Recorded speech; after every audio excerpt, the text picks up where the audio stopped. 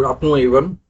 सो हम जानते हैं जितनी भी लाइफ फॉर्म्स हैं, चाहे वो प्लांट्स हो, चाहे वो एनिमल हो, चाहे वो बैक्टीरिया हो, माइक्रो ऑर्गेनिज्म हो, all of them they are continuous lineage of cellular division.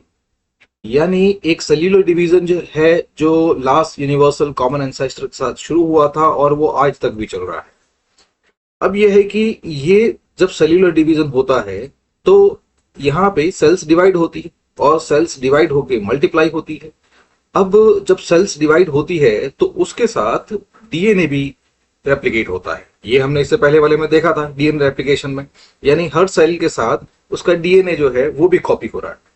अब ये डीएनए कॉपी क्यों हो रहा है? तो यहाँ पे डीएनए जो है, इसके अंदर जेनेटिक कोड है, इसके अंदर इंस्ट्रक्शन है। इंस्ट्रक्शन किस चीज के हैं? इंस्ट्रक्शन है जो जितने भी फीचर्स हम देखते हैं, बाल है, कान है, आंख है, पूरी बॉडी है, ऑर्गन्स हैं, टिश्यूज हैं, स्केलेटल है, वो उन सबको कैसे बनाया जाए उनके इंस्ट्रक्शन, और उसके बाद उनको रेगुलेट कैसे किया जाए उनके इंस्ट्रक्शन। सो टोटल एक लाइफ को सस्टेन करने के लिए जितने भी इंस्ट्रक्शंस हैं, उस सेल को वो सस्टेन करने के लिए जितने भी इंस्ट्रक्शन हैं, वो डीएनए के अंदर है। तो फिर ये है कि ये डीएनए इंस्ट्रक्शंस जो हैं वो ऑर्गेनाइज किस फॉर्म में है? क्योंकि जब हमने सेल वाला लेक्चर देखा था तो उसके अंदर यूकैरियोट्स के अंदर लीनियर जो डीएनए है वो लीनियर है, यानी एक लंबी सी लाइन है, एक माला है जो कभी फोल्ड नहीं होती। वो अल्टीमेटली एक लॉन्ग चेन जो है वो चलती रहती है, और डीएनए जो है मीटर्स ऑफ लॉन्ग है, 3 बिलियन बेस पेयर्स है।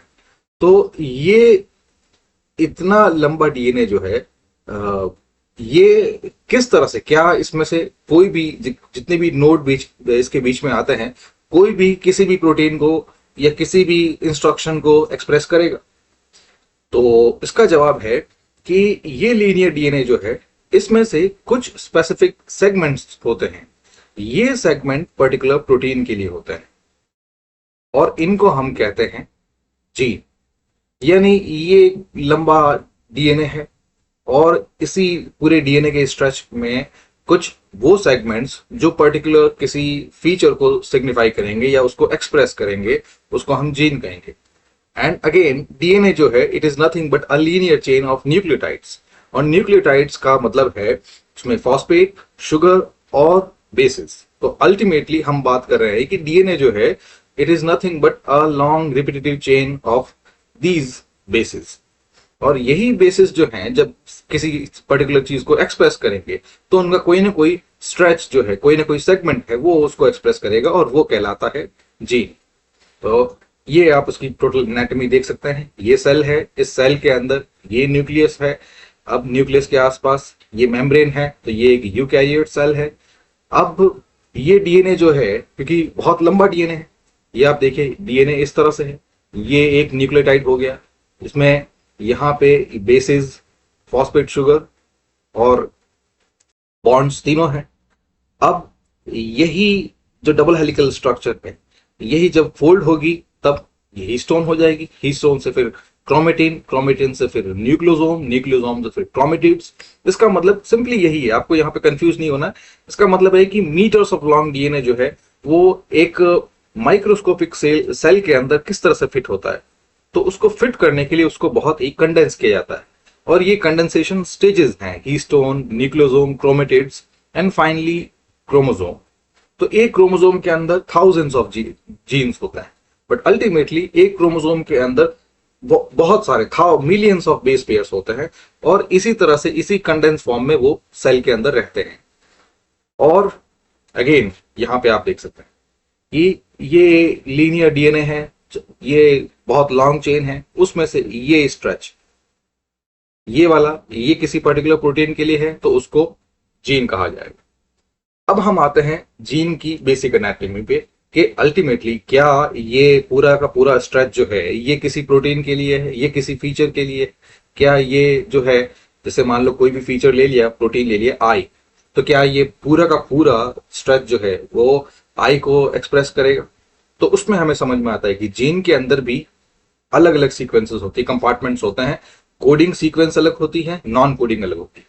कोडिंग का मतलब इस सेगमेंट के अंदर भी अगर सिर्फ यही हिस्सा जो है, अगर ये आई का प्रोटीन है या आई का एक्सप्रेशन है, तो उसको कहेंगे कोडिंग सीक्वेंस, कोडिंग रीजन। और जो हिस्सा इस जीन का पार्ट है लेकिन वो डायरेक्टली आई को एक्सप्रेस नहीं करता, तो उसको नॉन कोडिंग कहेंगे। तो ये तो यहाँ की इसका ओवरऑल हो गया इसका इंट्रोडक्शन। अब देखते हैं, ये एक पर्टिकुलर जीन हो गया, जैसे ये पूरा का पूरा जो स्ट्रेच है ये एक जीन का है। अब उसमें डिफरेंट कंपार्टमेंट्स है। पहले तो उस जीन के अंदर स्टार्ट के अंत में एक छोटी सी सीक्वेंस होगी जिसको कहेंगे प्रमोटर। अब इसका प्रमोटर का आपको बताते हैं। फिर यह है कि जो एक्चुअल जीन की सीक्वेंस है उसके अंदर भी दो कंपार्टमेंट्स है, एक्सॉन एंड इंट्रॉन। एक्सॉन वो सीक्वेंस है जो डायरेक्टली किसी प्रोटीन को कोड करेगा, इसलिए इसको प्रोटीन सीक्वेंस या कोडिंग सीक्वेंस या कोडिंग रीजन बोलते हैं। और इंट्रॉन जो है वो इंटरस्पेसिंग सीक्वेंसेस होती है जो डायरेक्टली उस प्रोटीन को एक्सप्रेस नहीं करेंगे बट उसके एक्सप्रेशन में हेल्प करते हैं। तो यानी एक जीन जो है वो एक्सॉन एंड इंट्रॉन दोनों से मिलके बना होता है। अब खैर, जो पिछला वाला जो लेक्चर है उसको वापस रिवाइज करते हैं, प्रोटीन सिंथेसिस वाला। तो हम जानते हैं कि प्रोटीन सिंथेसिस के लिए जो इसका सेंट्रल डॉगमा है उसमें 3 स्टेजेस है, डीएनए, फिर उसके बीच में इंटरमीडिएरी आरएनए, फिर ये जाता है राइबोसोम में। राइबोसोम जो है वो अमीनो एसिड की चेन जो है उनको लिंक करता है, और अमीनो एसिड की चेन जो है जब उनके बीच में पेप्टाइड हो जाते हैं तब वो एक पॉलीपेप्टाइड चेन बन जाती है। पॉलीपेप्टाइड चेन को ही हम प्रोटीन कहते हैं। अब यहाँ पे आरएनए का रोल इसलिए है क्योंकि डीएनए जो है वो न्यूक्लियस या न्यूक्लियर मेम्ब्रेन को पार करके राइबोसोम के अंदर नहीं आ सकता। और जैसे ये हम जानते हैं सेल के अंदर यहाँ पे डीएनए होता है और यहाँ पे राइबोसोम होता है। डीएनए यहां से ट्रेवल नहीं कर सकता, बीच का काम जो है वो आरएनए करता है। तो यहाँ पे आरएनए क्या करेगा, इस डीएनए को रीड करेगा। अब जो रीडिंग फ्रेम है उस रीडिंग फ्रेम को मतलब आरएनए को भी अटैच होने के लिए एक पर्टिकुलर सिग्नल चाहिए कि ये जीन है, इसको यहां से कॉपी करना है, या ये जीन है जिसको आपको कॉपी करके यहां लेके आना है। तो उसमें जो एंजाइम है आरएनए पॉलीमरेज जो इसको रीड करता है उसको भी सिग्नल चाहिए। तो ये प्रमोटर जो है वो सिग्नल, प्रमोटर एंड टर्मिनेटर। तो प्रमोटर है, ये सिग्नल करता है कि यहां से इसको रीड करना है, ये वो जीन है जो पर्टिकुलर प्रोटीन के लिए जिसको आपको बाहर लेके आना है। और फिर यहाँ पे टर्मिनेटर होता है, इसका मतलब है कि अब यहाँ पे आपको वो रीडिंग बंद कर देनी है, आपका काम हो गया, अब इस टेम्पलेट को यहां से बाहर लेके आइए। तो अगेन यही एक क्रोमोसोम है। क्रोमोसोम को जब हम अनवाइंड करते हैं तब इस तरह की जो डबल हेलिक्स स्ट्रक्चर जो है वो बाहर आती है। और इसको आप बिल्कुल उल्टा देख सकते हैं, इसी को वापस अगर यहां से कंप्रेस करेंगे तब ये वापस ही क्रोमोसोम बन जाएगा। तो अगेन अब ये देख लिया, ये पूरी की पूरी सीक्वेंस यहां से लेकर यहां तक जीन है, लेकिन जीन में दोनों है, जो कोडिंग सीक्वेंस है और जो नॉन कोडिंग सीक्वेंस है, ये पूरी एक साथ आती है। फिर इसमें आप प्रोटीन सिंथेसिस वाले लेक्चर में हमने देखा था कि आरएनए पॉलीमरेज जो है वो यहाँ पे इस जीन को रीड करने के लिए, जैसे इसको रीड करना है, यहां से ये सीक्वेंस स्टार्ट हो रही है, तो यहाँ पे होगा प्रमोटर और यहाँ पे होगा टर्मिनेटर। फिर आरएनए पॉलीमरेज ने तो ये पूरी स्ट्रैंड कॉपी कर ली। उसके बाद जो स्प्लाइसियोसोम जो है, स्प्लाइसियोसोम ये क्या करता है, यहां पे इन इंट्रॉन्स को हटाकर सिर्फ एक्सॉन को एक साथ लेके आया, ताकि क्योंकि अल्टीमेटली काम जो है वो सिर्फ एक्सॉन से है, प्रोटीन कोडिंग सीक्वेंस से ही है, जिनसे फिर अमीनो एसिड और फिर प्रोटीन बनेगा। तो ये काम होता है। खैर ये उस लेक्चर में हो चुका है, फिर आपको वापस अभी बता दिया है कि किस तरह से जो जीन है उसका ऑर्गेनाइजेशन होता है। अगेन सेम वही है, यहाँ पे रीडिंग सीक्वेंस के लिए पहले भी देखा आपने कि जब मैसेज लेके आते हैं तब उसमें एक 5 प्राइम कैप लगानी जरूरी होती। और फिर अगेन यहाँ पे ये कोडिंग सीक्वेंस है, ये इसका शुरू में प्रमोटर हो गया, ये प्रमोटर है, ये इसका टर्मिनेटर है। और यहाँ पे जब इसको कॉपी करते टाइम जो पॉलीमरेज है वो तो कॉपी कर लेगा, लेकिन उसके बाद स्प्लाइसियोसोम जो है ये जो बीच में जो इंट्रॉन्स जो हैं इनको हटा देगा और इनको सब एक साथ जोड़ देगा। तो ये हो गया जीन, और जीन फिर कैसे उससे प्रोटीन बनते हैं। फिर से एक बार आपको बताना चाहूंगा मैं कि जितने भी लाइफ फॉर्म्स हैं, they are nothing but multitude of cells. We are just walking building of cell, क्योंकि हम सब जो है अल्टीमेटली एक बेसिक यूनिट सेल से ही बने हैं। और सेल को क्या गवर्न करता है? डीएनए। डीएनए क्या है? एक रिपीटेटिव यूनिट है 4 न्यूक्लियोटाइड बेसिस की, और यही बेसिस है, इनमें से कुछ सीक्वेंस जो है, क्योंकि ये बहुत लॉन्ग लीनियर डीएनए है, इनमें से जो सीक्वेंस पर्टिकुलर किसी प्रोटीन के लिए, किसी फीचर के लिए, किसी हार्मोन के लिए, किसी एक्सप्रेशन के लिए है, तो उसको हम जीन कहेंगे। So that's the core dogma here. अब हम आते हैं जीन्स एंड अलील्स पे। अब हम जानते हैं कि भले ही हम मल्टीट्यूड ऑफ सेल है, सारी दुनिया में जितनी भी लाइफ फॉर्म्स है वो भी मल्टीट्यूड ऑफ सेल है, और सेल्यूलर डिवीजन जो है वो हो रहा है, उसके साथ डीएनए भी कॉपी हो रहा है। तो यहाँ पे तो हमें बहुत ही यूनिफॉर्मिटी दिख रही है, एक तरह से एक असेंबली लाइन दिख रही है, जहां पे ये बिल्कुल ही high fidelity full proof cellular division या रेप्लिकेशन हो रहा है। तो अगर ये full proof and high fidelity replication होगा, तो उसके हिसाब से तो दुनिया में जितनी भी लाइफ फॉर्म्स है सब एक जैसे दिखनी चाहिए। फिर तो पेड़ पौधे दिखना ही नहीं चाहिए, माइक्रो ऑर्गेनिज्म अलग नहीं होने चाहिए, चींटियां हो गई, हाथी हो गया, ऐसे अलग जो जितनी भी डाइवर्सिटी है वो होनी ही नहीं चाहिए। हम एक्सप्रेशन बिल्कुल उल्टा देख रहे हैं। सेल्यूलर डिवीजन जो है या डीएनए रेप्लिकेशन जो है वो बहुत ही यूनिफॉर्म है, हाई फिडेलिटी है, लेकिन असल में जो हम फिनोटाइप हम देख रहे हैं या जो उसका आउटवर्ड एक्सप्रेशन देख रहे हैं वो बहुत ही डाइवर्स है। तो यहां पे फिर रोल आता है म्यूटेशंस का, कि यहाँ पे हर सेल्यूलर डिवीजन के दौरान या हर ऑर्गेनिज्म के लाइफ के दौरान म्यूटेशंस होते रहते हैं। म्यूटेशन की वजह से क्या है? वेरिएशंस आते रहते हैं, और उन वेरिएशंस की वजह से डीएनए सीक्वेंस जो है वो चेंज होती रहती है। जब डीएनए सीक्वेंस चेंज होती रहती है तो इसका मतलब है जीन्स भी चेंज होते रहेंगे। तो यहीं पे फिर हमें वो डाइवर्सिटी मिलती है कि जो रेप्लिकेशन है वो तो हाई फिडेलिटी है, यानी अगर ये कहेंगे कि पेरेंट ए के अंदर कोई म्यूटेशन आ गया, तो हाई फिडेलिटी रेप्लिकेशन की वजह से वही जो जो म्यूटेशन है, ये जो चेंज है, वो ऑफस्प्रिंग के अंदर पास हो जाएगा। फिर ऑफस्प्रिंग के अंदर भी अगेन कोई चेंज हुआ, वही एक्यूमुलेट होगा, वही उसके जो नेक्स्ट जनरेशन है उसमें पास हो जाएगा। तो इस तरह से आने वाले जनरेशन में वो जो चेंज है वो पास होता रहेगा, और इसी से डाइवर्सिटी आती है। बट हम ये भी समझते हैं कि अगेन डीएनए जो है वो इन 4 बेसिस की रिपीटेटिव यूनिट्स है। अब इन्हीं 4 बेसिस के अंदर लेट्स से ये एटीटी, सीजीए, सीजीटी, ए, सी, इस तरह का एक ओरिजिनल पेरेंट जीन है, और लेट्स से ये किसी भी एक एक्स फीचर को, एक एक्स प्रोटीन को एक्सप्रेस करता है। नाउ रेप्लिकेशन में और रिप्रोडक्शन के बाद नेक्स्ट जनरेशन में यहाँ पे एक चेंज आ गया। अब ये एटीटी, सीजी, और यहाँ पे अगेन ए की जगह आ गया जी, बाकी सी जी टी ए सी। अब नेक्स्ट जो ऑफस्प्रिंग है, नेक्स्ट जनरेशन है, उसके अंदर ये म्यूटेशन आ गया, ये चेंज आ गया। इस चेंज की वजह से ये जो जीन है अब इसमें कुछ चेंज हो गया। अब हो सकता है ये चेंज किस तरह से एक्सप्रेस हो जाए? X1 की तरह, यानी यहाँ पे इस वाले के अंदर ब्लैक आई थी, और इस म्यूटेशन की वजह से अब एक नया फीचर आ गया, ग्रीन आईज। तो अब पॉपुलेशन में, क्योंकि ग्रीन आईज भी बेनिफिशियल है, ब्लैक आईज भी बेनिफिशियल है, तो पॉपुलेशन के अंदर दोनों तरह के वेरिएशन है। जीन एक ही है लेकिन उसके वर्जन्स 2 है, तो इन वर्जन्स को कहते हैं अलील्स। जैसे हम देख सकते हैं कि जीन सेम हो लेकिन उसका जो वर्जन हो, उसका एक्सप्रेशन हो, वो वेरी कर सकता है, और उसके वेरिएशन के बहुत सारे रीजंस हैं।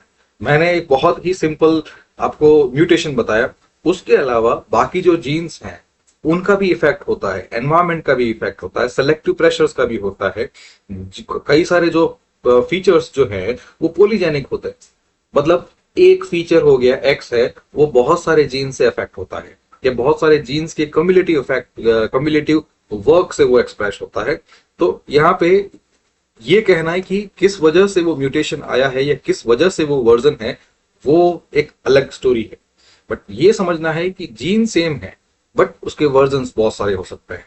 राइट, सिंपली आपको बताया हेयर का भी कि किसी के ब्लैक होते हैं, किसी के ब्लॉन्ड होते हैं, ठीक है, किसी के रेड हेयर होते हैं। वैसे ही आईज आप बिल्कुल क्लियरली देख सकते हैं, आईज के है वो भी सबकी अलग अलग है, किसी की ब्लैक है, किसी की ब्राउन है, किसी की हेजल है, किसी की ग्रीन है।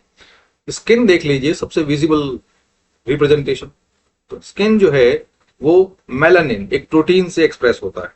अब हमारे पास हर तरह की स्किन है, हमारे पास व्हाइट स्किन है, हमारे पास ब्लैक स्किन है, हमारे पास ब्राउन स्किन है, हमारे पास व्हीट स्किन है, हमारे पास येलो स्किन है। तो ये टिंच जो है, ये जो मेलानिन एक्सप्रेशन है, वो भी again they are different versions of skin pigment, और वो सब स्किन जो है दे आर अलील्स। तो ये है टोटल। अब कई बार लोकस वाला जो है, यहाँ पे भी स्टूडेंट कंफ्यूज होते हैं। तो लोकस में ये समझिए कि जो शुरू में आपको बताया था, क्रोमोसोम कुछ नहीं है। क्रोमोसोम यहाँ पे यही जो लॉन्ग डीएनए है, इसका कंडेंसेशन है, और यही कंडेंसेशन है जो बहुत अलग अलग स्टेजेस में होता है। जैसे आपको देखा, सबसे पहले तो ये एक न्यूक्लियोटाइड जो एक शुगर से, एक फॉस्फेट से, एक फॉस्फोडाइस्टर बॉन्ड से, और उसके जो बेसिस है उससे मिलके बना हुआ है। अब ऐसे टोटल 3 बिलियन बेस पेयर्स हैं। ये मैंने एक बेस पेयर बताया, इसमें टोटल कितने बेस पेयर्स हैं? 3 बिलियन बेस पेयर्स। अब 3 बिलियन बेस पेयर्स जो हैं, सबसे पहले उनको एक प्रोटीन, हिस्टोन कहते हैं, उसके अराउंड इनको लूजली उनको रैप किया जाता है, लपेटा जाता है, जैसे चरखी के अराउंड लपेटते हैं। फिर उसके बाद उसको और कंडेंस करते हैं न्यूक्लियोसोम में। न्यूक्लियोसोम के बाद फिर उसको, ये जो दो अलग अलग आप देख रहे हैं, ये जो एक्स वाला जो आप देख रहे हैं इस तरह से, ये और ये, तो ये जो है हर एक, ये अपने आप में क्रोमेटिड कहलाता है। और ये फिर और ज्यादा कंडेंस करने पे ये बन जाता है क्रोमोसोम। तो क्रोमोसोम ये हाईली कंडेंस डीएनए है। तो यानी अगर एक क्रोमोसोम है तो उस पे, इसका मतलब है कि उसमें मिलियंस ऑफ बेस पेयर्स हैं, और मिलियंस ऑफ बेस पेयर्स है तो उसके अंदर हम ये मान सकते हैं कि हंड्रेड्स या थाउजेंड्स ऑफ जीन्स होंगे, बस यही। तो अगेन यहां पे आते हैं लोकस। इसका मतलब है अब ये हम जो देख रहे हैं क्रोमोसोम, असल में ये मिलियंस ऑफ बेस पेयर्स हैं, ठीक है। और in millions of base pair के अंदर भी अब इसमें वही है, क्योंकि डीएनए जो है वो तो लीनियरली ऑर्गेनाइज्ड है। तो यहाँ पे हर एक जो इसका हिस्सा है वो कोई ना कोई सीक्वेंस, कोई ना कोई स्ट्रेच को सिग्निफाई करता है। तो हर एक जो स्ट्रेच होती है, यानी जैसे यहां से कंडेंस होना शुरू हुआ, ठीक है, तो ये जो स्ट्रेच जो है ये यहाँ पे ओल्डेस्ट है। तो ये हम मान सकते हैं कि यहां से वो शुरू हुआ है। लेट्स से ये 1 है और ये उसका लास्ट है, सॉरी अलग तरीके से बोल दिया आपको। यानी ये जब कंप्रेस करना शुरू हुआ तो कंप्रेस करेंगे, अगर इस साइड से कंप्रेस कर रहे हैं तो ये वाला जो है ये वही फर्स्ट, वो कह सकते हैं first stretch of DNA nucleotides हैं जो सबसे पहले कंप्रेस हुए, और बाकी फिर इसको कंप्रेस करते जा रहे हैं। लाइक स्प्रिंग, ये अगर स्प्रिंग है, अगर इसको हम कंप्रेस करेंगे, इस साइड से कंप्रेस करेंगे, तो ये वाला हिस्सा जो है ये वो ओल्डेस्ट, ये फर्स्ट हिस्सा है जो कंप्रेस हुआ, और फिर बाद में यही फिर इस तरह से आपको एक स्ट्रक्चर मिलेगी। तो अगेन यही सेम जो है ये है क्रोमोसोम। और फिर अगेन यहाँ पे ये लोकस है, यानी यहाँ पे फिर हंड्रेड्स ऑफ या टेंस ऑफ जीएनए, यहाँ पे जीन्स जो है वो एक साथ। तो इस तरह ऐसे उस क्रोमोसोम में ऐसे पॉइंट जहां पे बहुत सारे जीन्स हैं उनको बोलते हैं लोकस, और एक लोकस पे बहुत सारे जीन्स हो सकते हैं। तो दोनों वाइस वर्सा एक ही चीज है। फिर अब हम आते हैं हेट्रोजाइगस एंड होमोजाइगस पे। तो हेट्रोजाइगस होमोजाइगस जो है एक ही चीज है। अगर एक जो उसका लोकस है, उस लोकस पे दो अलग अलग वर्जन्स हैं, एक जैसे जो मदर से है, एक फादर से है, तो अलग अलग अगर है तो उसको कहेंगे हेट्रोजाइगस। जैसे आप देख सकते हैं यहाँ पे मदर से अगर ए आया, कैपिटल ए, और फादर से स्मॉल ए, तो हेट्रोजाइगस अलील। फिर अगेन यहाँ पे दूसरा, अगर मदर से स्मॉल ए एंड फादर से कैपिटल ए, वो भी हेट्रोजाइगस है। अब दोनों से अगर एक जैसा आता है तो वो होगा होमोजाइगस, बस यही है। और ये चीज जो है ये मेजर की जाती है पनेट स्क्वायर से। तो पनेट स्क्वायर इस तरह का होता है, क्योंकि हम जानते हैं जो सेक्सुअली रिप्रोड्यूसिंग ऑर्गेनिजम्स हैं उनके अंदर वो डिप्लॉइड होते हैं। डिप्लॉइड मतलब जो भी पर्टिकुलर जीन है उसकी एक कॉपी आती है मदर से, एक कॉपी फादर से, तो उनके पास दो कॉपी होती है। इसलिए हमारे पास जो जीन्स जो हैं उनके वो दो दो होते हैं। तो अब मदर एंड फादर से कौन कौन से जीन आ रहे हैं वो इस पनेट स्क्वायर से निकालते हैं। खैर, फिर फाइनली जब हम जीनोटाइप एंड फिनोटाइप पे आते हैं तो यह है कि जितने भी अलील्स और जितने भी जीन्स हैं, मतलब जीन हम जानते हैं कि समझ गए कि जितने भी डीएनए सेगमेंट्स हैं जो एक पर्टिकुलर प्रोटीन को कोड करते हैं वो सब जीन कहलाएंगे, हमें पता चल गया। फिर जीन्स और जितने भी वर्जन्स पॉपुलेशन के अंदर अवेलेबल है वो सब मिलके जीनोटाइप होते हैं। और फिर ये जीनोटाइप किस तरह से एक्सप्रेस होते हैं वो है फिनोटाइप। तो बेसिकली सेल्यूलर लेवल पे या माइक्रोस्कोपिक लेवल पे जितने भी चेंजेस हैं या जितने भी सेगमेंट्स हैं वो सब जीनोटाइप। और फिर वही सेगमेंट्स और वही वर्जन्स किस तरह से एक्सप्रेस हो रहे हैं, black eye, blue eye, red eye, green eye, hazel eye, black skin, white skin, yellow skin, just जितने भी एक्सप्रेशंस हैं all of them they are phenotypes. अब हम आते हैं ह्यूमन जीनोम पे कि ह्यूमन जीनोम के अंदर जीन्स कितने होते हैं। तो फर्स्ट टोटल बेस पेयर्स की बात करें तो 3 बिलियन बेस पेयर्स हैं। अब 3 बिलियन बेस पेयर्स ऐसे ही सेगमेंट्स जो हैं वो ऐसे टोटल सेगमेंट जो है अराउंड 78,000 टू 80,000 टोटल जीन्स हैं, जिसके अंदर प्रोटीन कोडिंग और नॉन कोडिंग जीन्स दोनों है। तो प्रोटीन कोडिंग जो है दे आर अप टू 20,000 और बाकी जो नॉन कोडिंग आरएनए जीन्स हैं वो है करीब 35 टू 45,000। ये टोटल जो कह सकते हैं जीनोटाइप है हमारा, टोटल जीन काउंट। और फिर स्यूडो जीन्स होते हैं, फॉसिल्स होते हैं जो आज भी हमारे अंदर है, बस कॉपी होते रहते हैं, रेप्लिकेट होते रहते हैं, बट इनएक्टिव है, वो कहीं से भी एक्सप्रेस नहीं होते। फिर बाकी जब जहां से शुरू किया था एक्सॉन्स एंड इंट्रॉन्स, तो यह है कि जो कोडिंग डीएनए होता है या जो एक पर्टिकुलर जीन है, जैसे यहाँ पे अगेन यहाँ पे कंफ्यूज नहीं होना कि टोटल जीन है, टोटल जीन के अंदर प्रोटीन कोडिंग जीन्स कितने हैं, 20,000। अब प्रोटीन कोडिंग जीन 20,000 है, उसमें से भी आपको शुरू में बताया था कि उसमें भी सेक्शंस हैं। एक वो हिस्सा जो डायरेक्टली कोड करता है और एक हिस्सा जो सिर्फ उसमें हेल्प करता है, प्रोसेसिंग में हेल्प करता है। तो जो डायरेक्टली कोड करता है कोडिंग डीएनए वो है एक्सॉन, जो हमने अभी देखा 20,000 प्रोटीन कोडिंग जीन्स हैं, ठीक है। और यहाँ पे दो एग्जाम्पल देख सकते हैं, इंसुलिन का और हीमोग्लोबिन का। फिर इंट्रॉन्स वो होते हैं, वही सेम सेगमेंट्स होते हैं जो उसी जीन के अंदर होते हैं बट डायरेक्टली कोड नहीं करते, और वो करीब जीनोम का 25 टू 35% है। और उसके भी दो एग्जाम्पल है, डिस्ट्रोफिन और CFTR। जैसे डिस्ट्रोफिन जीन देखिए जो आपको समझने में हेल्प करी, तो डिस्ट्रोफिन जीन जो है ये एक पर्टिकुलर प्रोटीन एक्सप्रेसिंग जीन है, इसकी पूरी एक सीक्वेंस है, लेकिन इसके अंदर एक्सॉन जो है वो बहुत ही कम है। और ये इस जीन के अंदर करीब 99% जो है वो इंट्रॉन्स है। अगेन CFTR जीन की बात करते हैं, इसके अंदर भी अगेन बहुत सारा इंट्रॉन है।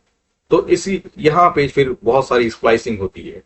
स्प्लाइसिंग जो आपको बताया कि जब आरएनए उसको रीड करता है, आरएनए पॉलीमरेज, उसके बाद उसको राइबोसोम तक लाने के लिए उसमें से जितने भी इंट्रॉन्स हैं उनको क्लिप करना पड़ता है, क्योंकि इंट्रॉन्स किसी काम के नहीं है और राइबोसोम भी उनको रीड करके उनसे कुछ फायदा है नहीं, तो इसके लिए उनको हटाया जाता है और बाकी जो एक्सॉन्स हैं उनको क्लिप किया जाता है, जिसको कहते हैं स्प्लाइसिंग। फिर नेक्स्ट हम देखते हैं non gene and junk DNA.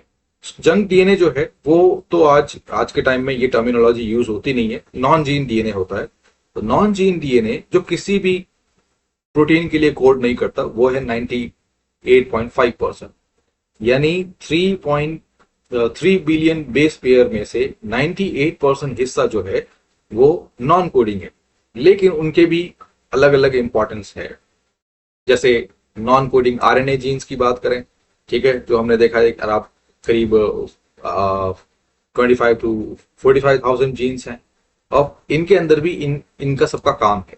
जैसे राइबोसोमल आरएनए है, तो ये राइबोसोमल आरएनए जो है ये कोई प्रोटीन नहीं बना रहा है, लेकिन राइबोसोम अपने आप में प्रोटीन है, टीआरएनए अपने आप में प्रोटीन है, तो वो भी तो प्रोटीन है, और वो भी तो है ना प्रोटीन सिंथेसिस में हेल्प कर रहे हैं। तो वो डायरेक्टली कोड नहीं करते, बट वो कहीं ना कहीं काम आ रहे हैं। फिर बहुत सारे रेगुलेटरी भी होते हैं, माइक्रो आरएनए हो गया, आगे और देखेंगे बहुत सारे, जैसे ये पूरा रेगुलेटरी डीएनए है जिसमें करीब 1 मिलियन प्लस बेस पेयर्स हैं, और ये सब जो है प्रमोटर्स का, एनहेंसर्स का, रेगुलेटर्स का, इनका काम करते हैं। फिर फाइनली नहीं, ये सेकंड लास्ट है जेनेटिक क्लस्टर, जिसको रिपीटेटिव या जंक डीएनए बोलते हैं। तो ये जो है एक तरह से बेसिक स्कैफोल्ड प्रोवाइड करती है, इसमें मिलियंस ऑफ रिपीटिंग एलिमेंट्स हैं जो रिपीट होते रहते हैं। और असल में इनका काम क्या है वो अभी तक तो नहीं समझ में आया, बट ये है कि ये स्टेबिलिटी के लिए जरूरी होते हैं। और स्टेबिलिटी के अलावा ये समझ में आया है कि ये जो रिपीटेटिव जो डीएनए है, ये एक तरह से हमारा एक सेफ स्पेस है। सेफ स्पेस इसलिए क्योंकि अगर बहुत ही लॉन्ग डीएनए होगा तो म्यूटेशंस जो हैं एक साथ, अगर एनवायरमेंटल कंडीशंस अगर एडवर्स हो जाए, सेलेक्टिव प्रेशर जो है बहुत ही ज्यादा हाइटेंड हो जाए, तो उस म्यूटेशन की वजह से हमारा डीएनए पूरी तरह से डिग्रेड ना हो। इतना डीएनए हमारे पास हो कि अगर ऐसी कोई सिचुएशन आ भी जाए जिसमें मैसिव म्यूटेशंस हो, तो भी हम सरवाइव करें या लाइफ फॉर्म सरवाइव करें। तो ये इसको हम कह सकते हैं, ये हमारा मैसिव सर्वाइवल बैकअप है, ये repetitive DNA, massive survival DNA. फिर फाइनली अब सीरोजीन्स पे आते हैं, जो करीब 40,000 to 15,000 है। और ये जो जीन्स जो हैं, अब ये किसी काम के नहीं है, लेकिन फिर भी ये अभी भी एग्जिस्ट करते हैं। और अगेन लाइफ में अगर कोई चीज एग्जिस्ट करती है, हमारे कह सकते हैं जीनोम के अंदर कोई चीज एग्जिस्ट कर रही है, तो फर्स्ट उसका कोई ना कोई सिग्निफिकेंस होगा। फर्स्ट सिग्निफिकेंस ये है कि मोस्टली हम भले ही ये कहें कि हम उस एडवर्स क्लाइमेट से या फिर एडवर्स कंडीशन से बाहर आ गए, बट अगर हम जियोलॉजिकल टाइम स्केल देखें तो हम अभी भी उसी कैम्ब्रियन स्टेज में, और कैम्ब्रियन स्टेज के अंदर हम देखें तो हम अभी भी सीनोजॉइक के अंदर है। यानी यूनिवर्स के हिसाब से देखें तो हम आज भी कल परसों के मामले वाले में भी है। सीनोजॉइक जो है, सीनोजॉइक एरा, वो स्टार्ट हुआ था डायनासोर के एक्सटिंक्ट होने के बाद, लेकिन जो एनवायरमेंटल कंडीशंस हैं वो अभी भी उसी टाइम की चल रही। और रिसेंटली अगर हम देखें, just the very recent climatic window, Holocene, तो होलोसीन जो है वो अभी भी उस जो इंटरग्लेशियल पीरियड है, यानी जो आइस एजेस होती है, आइस एजेस में ये एक फ्लक्चुएटिंग पीरियड है जिसमें पहले आइस एजेस होती है, फिर इंटरग्लेशियल पीरियड होता है। तो यहाँ पे कोल्ड एंड वार्म फेज जो है ऑल्टरनेटिवली चलते रहते हैं। तो अभी हम वार्म फेज में हैं, बट अर्थ के हिसाब से या जियोलॉजिकल टाइम स्केल में देखें तो हम अभी भी उसी ऑल्टरनेट के अंदर ही है। तो प्रेजेंट जो हमारे जो हम सरवाइव कर रहे हैं, हमारी तो एक लिमिटेड यूटिलिटी है, बट डीएनए जो है उसको तो अपने आप को प्रिजर्व करना है। तो ऐसे में ये प्रिजर्वेंस की अगर वो कंडीशंस वापस आ जाएं, तो ये जो सीरोजीन्स जो हैं ये वापस एक्टिवेट किए जा सकते हैं। जैसे ये सबसे पहले देखिए ऑल्फैक्टरी रिसेप्टर सीरोजीन्स।